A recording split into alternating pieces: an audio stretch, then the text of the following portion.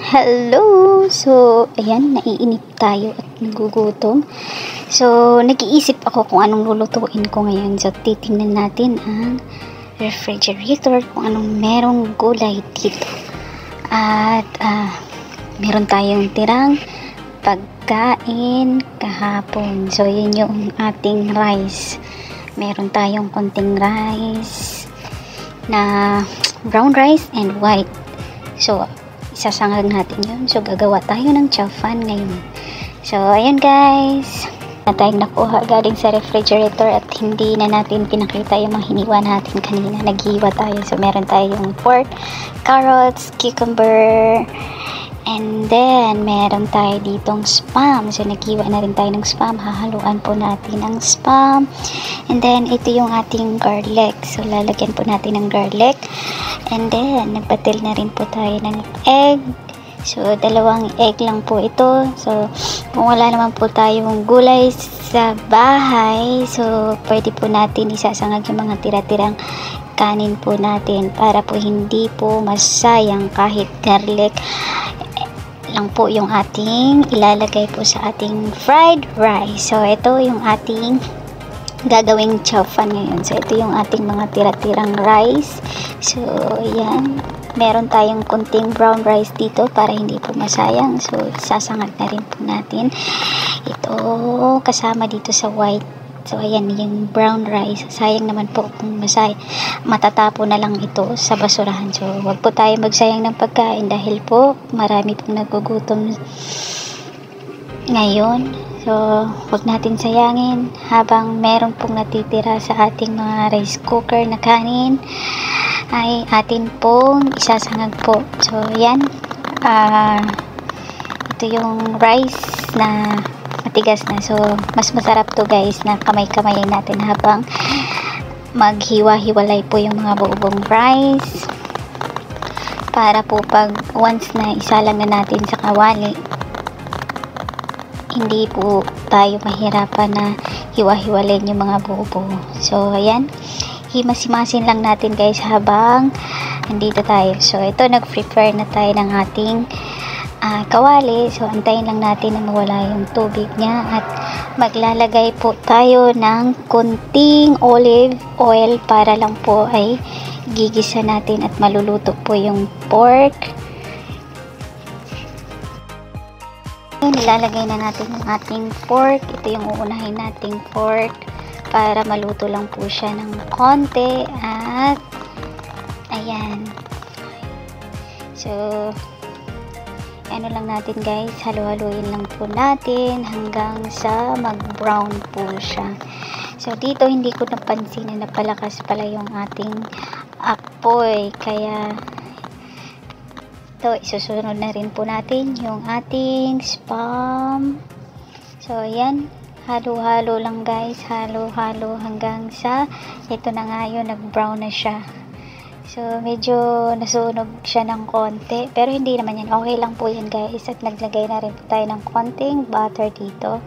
Ngayon ay lalagay natin yung garlic. Tapos yung carrots. Yan.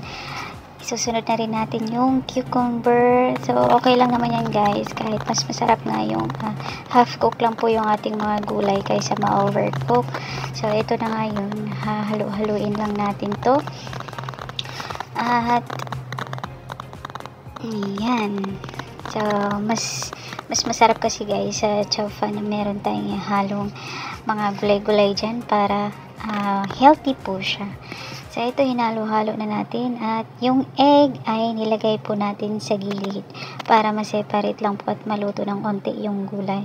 So, antayin lang natin na magbuo-buo po yung egg na yan para isasalang natin next yung rice. So, ito na yun guys, nabuo na siya. So, iano natin.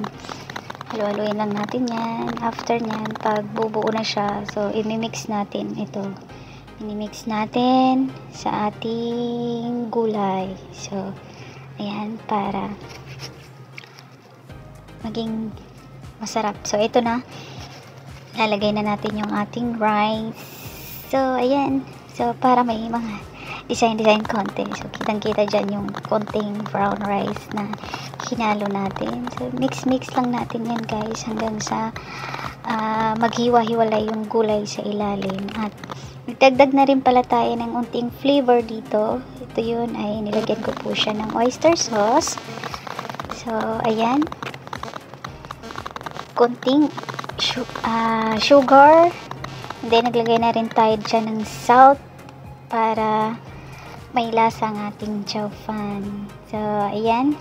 So, sa lahat ng luto dito guys ay once na nagluluto ako, naglalagay talaga ako ng konting sugar para malasahan natin yung ating luto at masarap.